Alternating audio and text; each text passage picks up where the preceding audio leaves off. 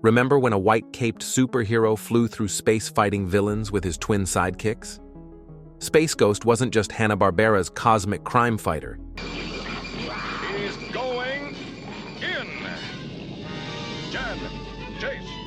It was a Cold War propaganda weapon built on animator abuse that predicted real astronaut deaths and covered up criminal behavior. Today, we're counting down 20 disturbing facts about Space Ghost that proved your Saturday morning hero was hiding government secrets. 20. The show was government propaganda. The hero was CIA approved.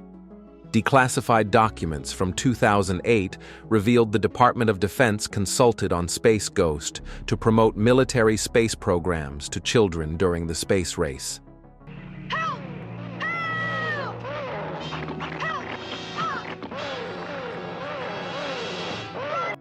Federal grant money funded part of the production through educational media programs with political strings attached. Episodes promoted trusting authority figures and joining the military to protect the galaxy from communism. Your superhero was literally Cold War recruitment propaganda designed to make kids want to join the armed forces. 19. Animators worked in dangerous conditions. The studio was a death trap.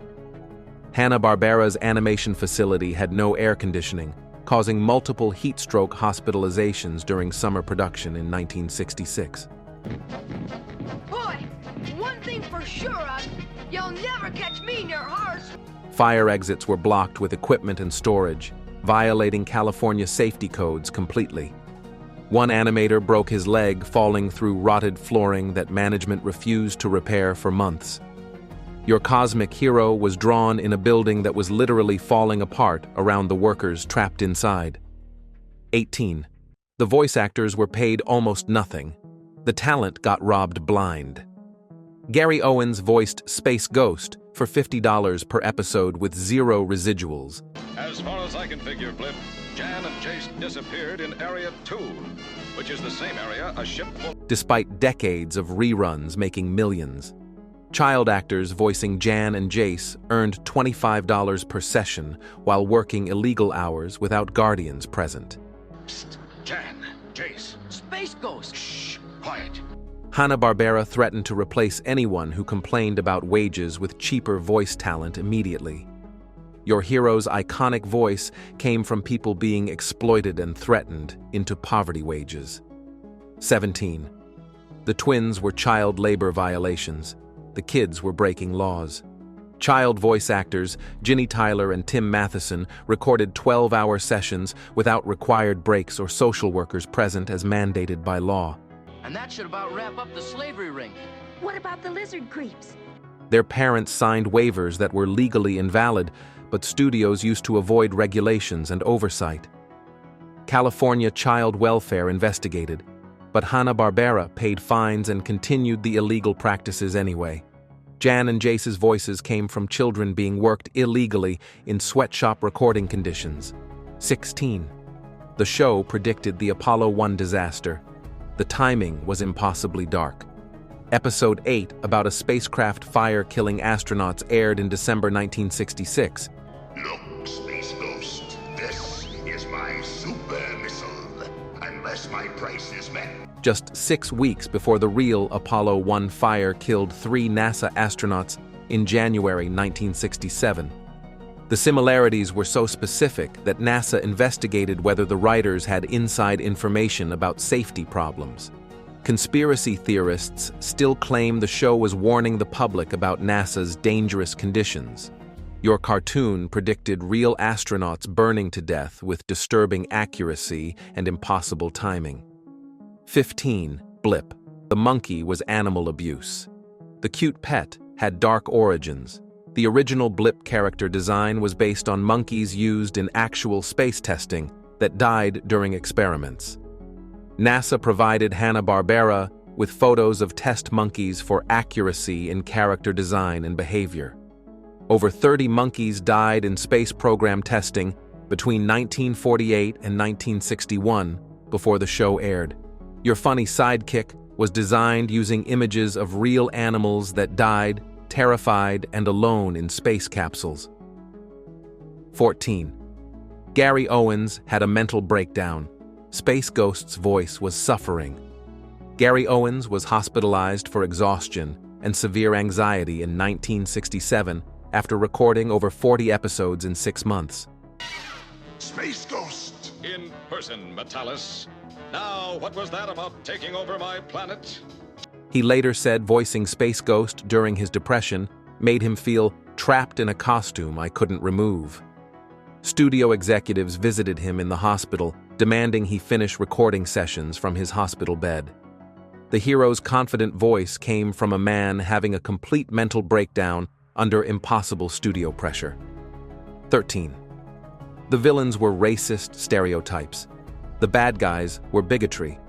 Villain characters like Zorak and Moltar were designed with racist caricature features based on Asian and Middle Eastern stereotypes during the Vietnam War era. And they will stay that way if you follow orders. Writers admitted decades later they were told to make aliens look foreign and threatening like our enemies. You're surrounded! What do you want? You followed my raider. Now you can follow me. Multiple episodes featured savage alien tribes, using offensive indigenous people stereotypes and mocking tribal cultures. Your space villains were literally designed to teach children to fear and hate people who looked different. 12. Children were injured copying the show. The action caused real harm. Between 1966 and 1969, over 80 documented cases of children injured attempting to fly or shoot power bands like Space Ghost using household items. Kids jumped from roofs wearing sheets as capes, resulting in broken bones, concussions, and one child paralyzed from a fall. Parents sued CBS and Hanna-Barbera, claiming the show encouraged dangerous imitation without warnings. Your hero's powers inspired children to injure themselves, trying to recreate impossible abilities they saw on screen. 11. The animation was literally killing people. The production had body count. Hanna-Barbera confirmed 2 animator deaths from heart attacks during Space Ghost's production run in 1966 and 1967, both under age 40. Workers routinely pulled 70 to 80-hour weeks to meet impossible deadlines for Saturday morning broadcast schedules. One animator collapsed at his desk and died before the ambulance arrived at the studio. You were watching a show that cost human lives to produce on time every single week. 10. The show was funded by weapons contractors. The money came from death merchants. General Dynamics and Lockheed Martin bought advertising blocks and provided consulting for realistic space technology while selling weapons to the military. Defense contractors used children's cartoons to build positive associations with military industrial companies and normalize war technology. Blood money from Vietnam, war weapons manufacturing paid for your peaceful space hero protecting the innocent galaxy. 9. Jan was sexualized by animators. The teenage girl was exploited. Internal memos from 1966 show executives demanding Jan's character design be more attractive, despite being portrayed as 14 years old. Animators drew her with exaggerated body proportions and tight clothing for male viewer appeal and merchandise sales. Voice actress Ginny Tyler complained about inappropriate comments during recording sessions, but was ignored by management. 8. Gary Owens was assaulted on set. Space Ghost's voice was attacked. Gary Owens reported being physically assaulted by a producer during a 1967 contract dispute over unpaid overtime wages and unsafe conditions. He was punched in the face and threatened with career destruction if he filed police reports or spoke publicly.